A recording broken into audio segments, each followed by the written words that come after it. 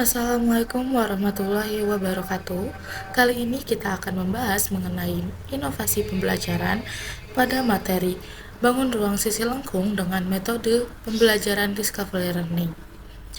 Video ini dibuat untuk memenuhi ujian tengah semester pada mata kuliah Inovasi Pendidikan yang diampu oleh Bapak Dadang Rahman Munandar MPD. Sebelumnya, perkenalkan, saya Vicky Mentari Aprilian dari kelas 6D dengan NPM 201063105047, mahasiswa Pendidikan Matematika Fakultas Keguruan dan Ilmu Pendidikan Universitas Inovasi Pembelajaran. Menurut Pratama pada tahun 2018, inovasi pembelajaran merupakan sebuah upaya pembaharuan terhadap berbagai komponen yang diperlukan dalam penyampaian materi pembelajaran berupa pengetahuan dari tenaga pendidik kepada para peserta didik dengan tujuan untuk meningkatkan kualitas pendidikan yang berlangsung.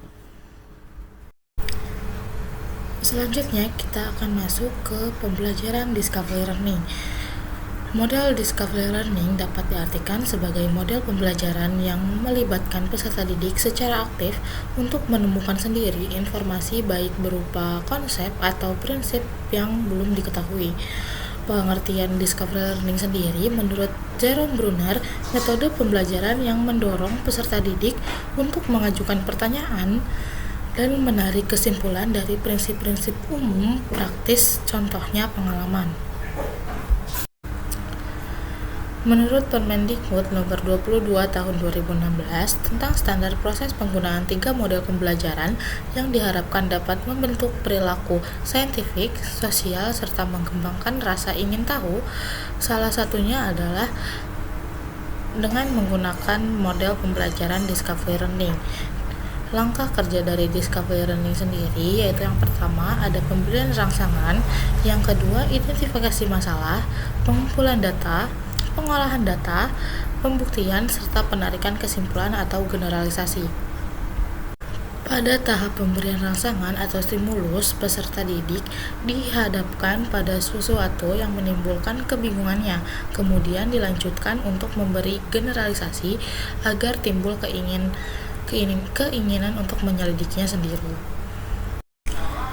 Pada tahap problem statement atau identifikasi masalah, guru memberikan kesempatan kepada peserta didik untuk mengidentifikasi sebanyak mungkin masalah yang relevan dengan bahan pembelajaran, kemudian salah satunya dipilih dan dirumuskan dalam bentuk hipotesis atau jawaban sementara atas pernyataan masalah yang sudah diberikan.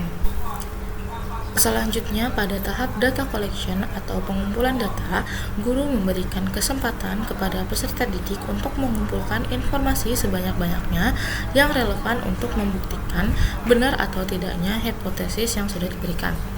Dengan demikian, peserta didik diberi kesempatan untuk mengumpulkan data dan berbagai informasi yang relevan dengan permasalahan yang diberikan.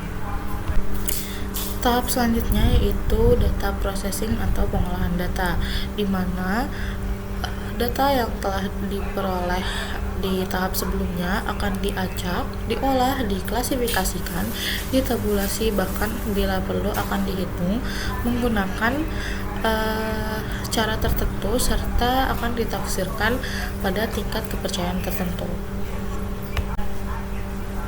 Setelah data diolah, yaitu selanjutnya masuk ke tahap verification, di mana peserta didik melakukan pemeriksaan secara cermat untuk membuktikan benar atau tidaknya hipotesis yang ditetapkan tadi dengan temuan alternatif dan dihubungkan dengan hasil data processing.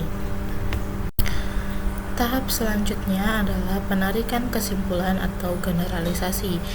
Pada tahap penarikan kesimpulan ini, proses menarik sebuah verifikasi kesimpulan yang dapat dijadikan prinsip umum dan berlaku untuk semua kejadian atau masalah yang sama dengan memperhatikan hasil verifikasi.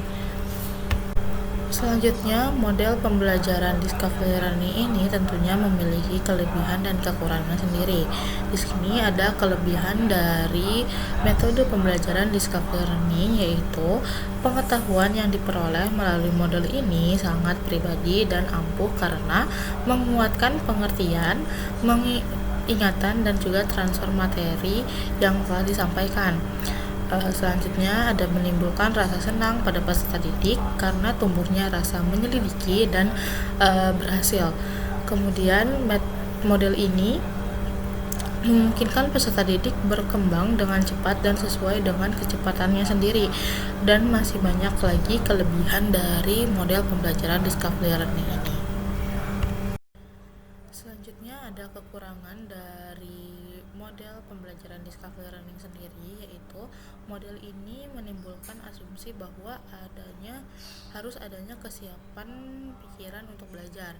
Nah, yang kedua, model ini juga tidak terlalu efisien untuk mengajar pada jumlah peserta didik yang banyak. Dan model ini juga lebih cocok untuk mengembangkan pemahaman, sedangkan mengembangkan aspek konsep, keterampilan, dan emosi serta secara keseluruhan kurang mendapat perhatian sendiri. Kesimpulan dari pembahasan pada kali ini yaitu discovery learning ialah metode pengajaran yang menata pengajaran sedemikian rupa sehingga siswa mendapatkan pengetahuan yang belum ia ketahui, tidak melalui pembelajaran separuh atau semuanya dipelajari sendiri. Nah, discovery learning ini termasuk sebuah inovasi dalam pembelajaran. Dengan model discovery learning dapat menunjang tuntutan kurikulum yang mengharuskan siswa lebih aktif dalam pembelajaran. Discovery learning juga tentunya memiliki kelebihan dan kekurangan sendiri, sehingga tidak dapat sembarangan diterapkan pada suatu materi atau suatu kegiatan pembelajaran.